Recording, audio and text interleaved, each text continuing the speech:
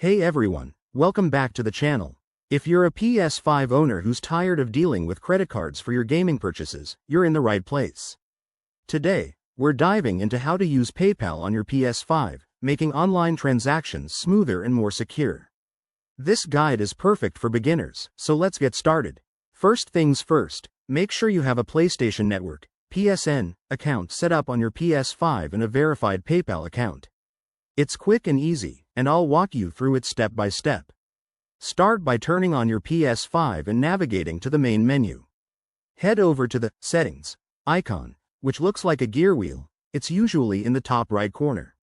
Once you're in Settings, scroll down and select Users and Accounts. Then, choose Account and go to Payment and Subscriptions. Here, you'll see an option to add funds or manage your payment methods.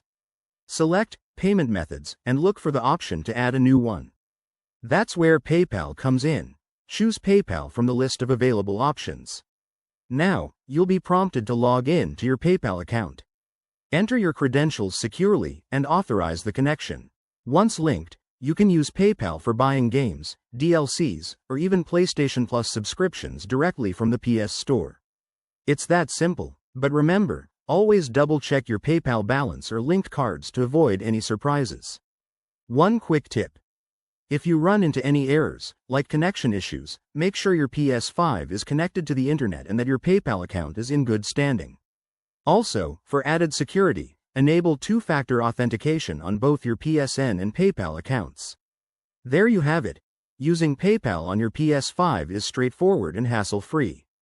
If this helped you out, give this video a thumbs up, subscribe for more tech tips, and drop a comment below if you have any questions.